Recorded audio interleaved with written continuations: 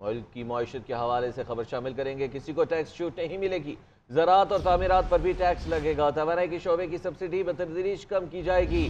درآمدات پر پابندیاں ختم، نئے ٹیکس ایمنسٹی اسکیم جاری نہیں ہوگی۔ پاکستان نے آئی ایم ایف کو یقین دہانی کرا دی، ریونیو میں اضافہ، تنخواہوں اور پینشن اخراجات کم کرنے اور بے نظیر انکم سپورٹ پروگرام کا فنڈز بڑھانے کا بھی وعدہ کر دیا۔ آئی ایم ایف کا کہنا ہے کہ محصولات بڑھانے کے لیے سیلز ٹیکس، کسٹم ڈیوٹی بڑھانے کے لیے اقدامات کی ضرورت ہے۔ ڈالر کے اوپن اور انٹر بینک ریٹ میں 1.25% سے زیادہ کا فرق نہیں ہوگا۔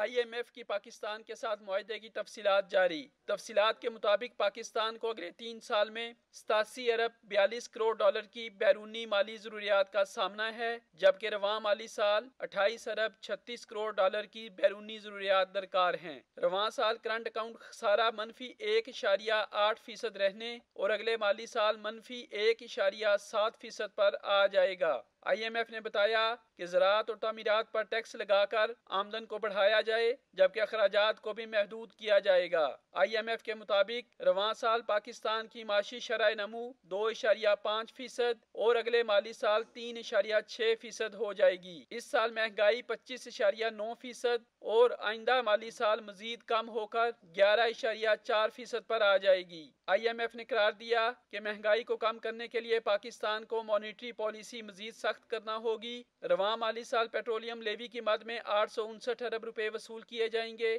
جبکہ آئندہ سال یہ رقم 1000 ارب روپے سے بھی تجاوز کر جائے گی۔ سال 2025-26 تک پیٹرولیم لیوی کا ہدف 1134 ارب تک پہنچ جائے گا۔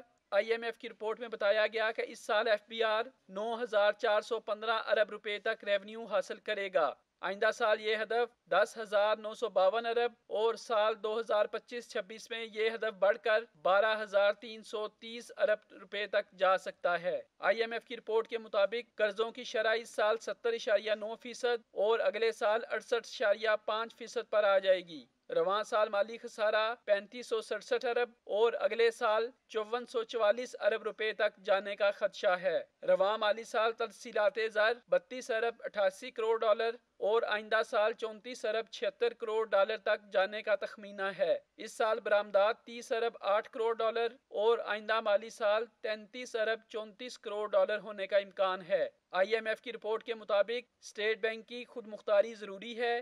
ایکسچینج ریٹ کو مارکیٹ کے حساب سے ہونا چاہیے۔ پاکستان کو زر مبادلہ ذخائر بڑھانے اور پاور سیکٹر کے بقایا جات کو کلیئر کرنے کی ضرورت ہے۔ رپورٹ میں کہا گیا کہ پروگرام میں رہتے ہوئے پاکستان انٹرنیشنل پیمنٹ کی ادائیگیاں نہیں روکے گا۔